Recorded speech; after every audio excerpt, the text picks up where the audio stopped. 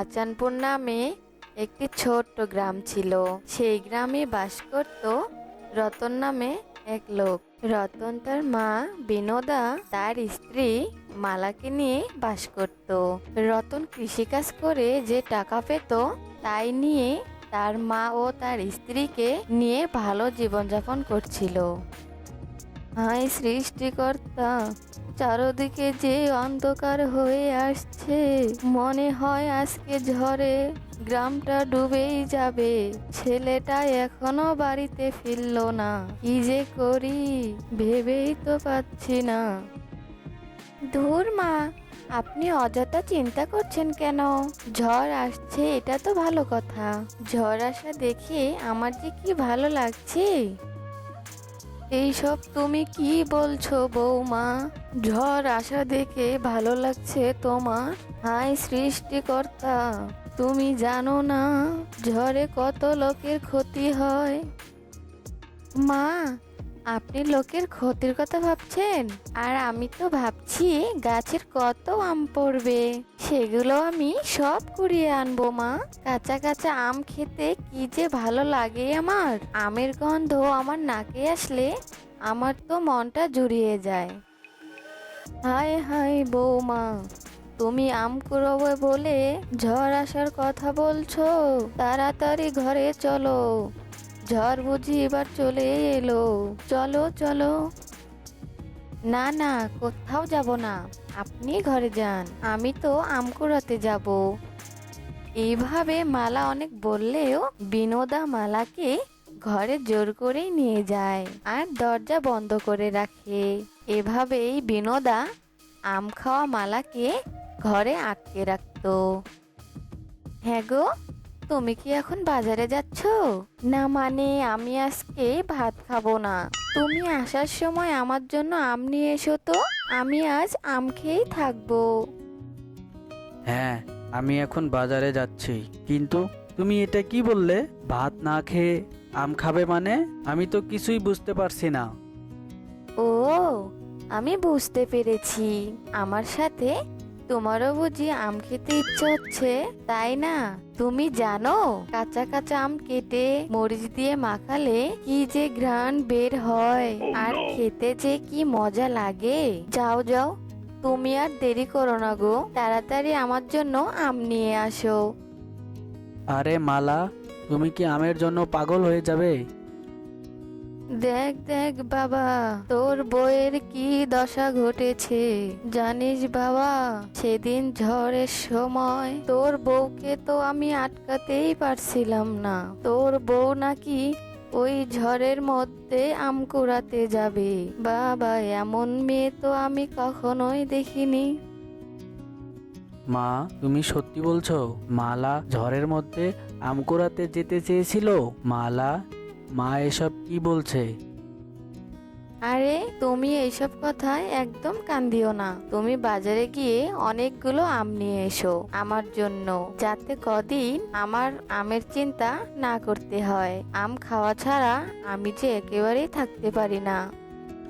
এরপর মালা তাড়াতাড়ি রতনকে বাজারে পাঠায়, আর বাজারে গিয়ে রতন অনেকগুলো আম কিনে আনে, যা দেখে মালা ভীষণ খুশি হয় আর তাড়াতাড়ি আম খেতে থাকে।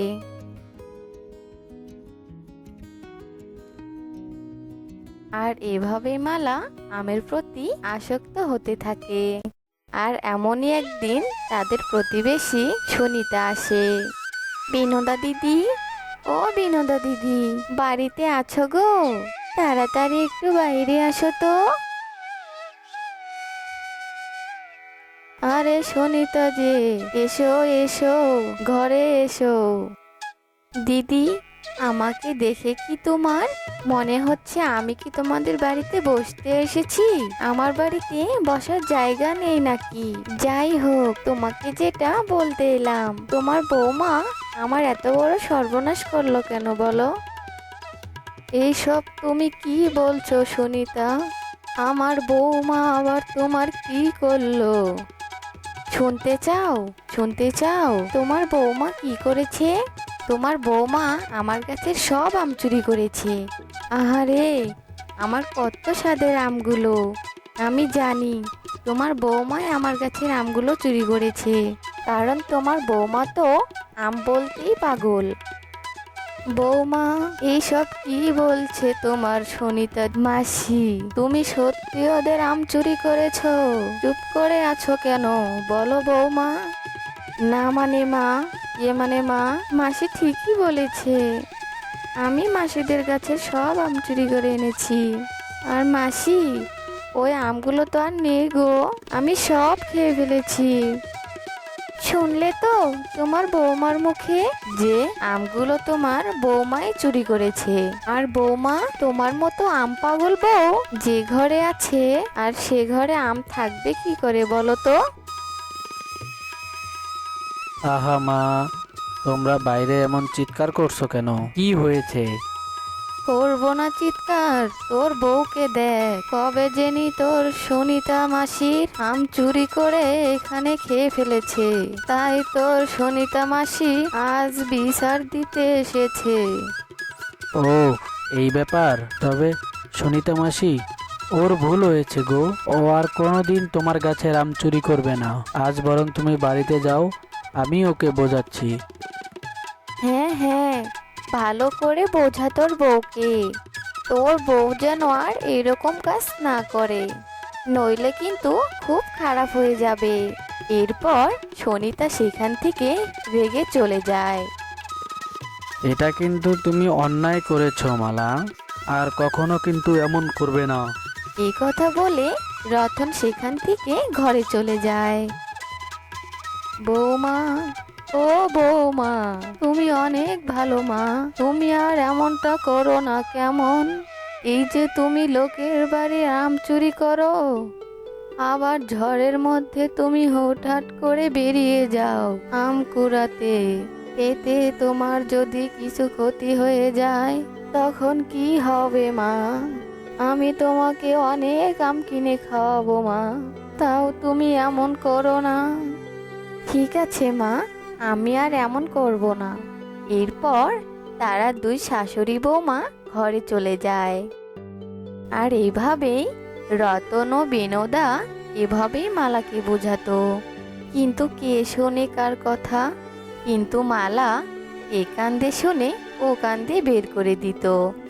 আর এমনই একদিন রাত্রে অনেক ঝড় শুরু হয়। আর তখনই মালা ঘুম ভেঙে যায়। তখন মালা মনে মনে ভাবে, যাই, এই ঝড়ে মনে হয় অনেক আম পড়েছে, আর এখন তো সবাই ঘুমিয়ে পড়েছে। আর বাইরে যদি আম কুড়াতে যাই তাহলে আমাকে কেউ দেখবে না। এই বলে মালা ঝড়ের মধ্যেই দরজা খুলে আম কুড়াতে যায়।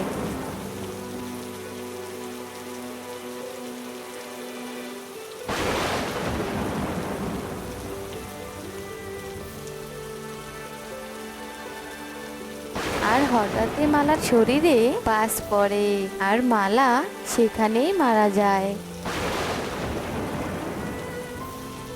এইদিকে সকাল হতেই মালাকে দেখতে না পেয়ে, মা, ও মা, মালাকে তো কোথাও দেখতে পাচ্ছি না। কোথায় গেল ও?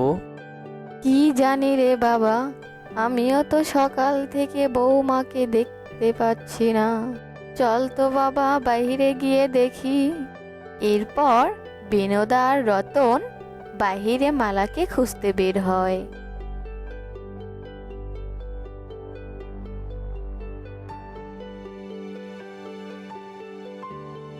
আর খুঁজতে খুঁজতে একটি আম গাছের নিচে মালাকে মৃত অবস্থায় দেখতে পায়।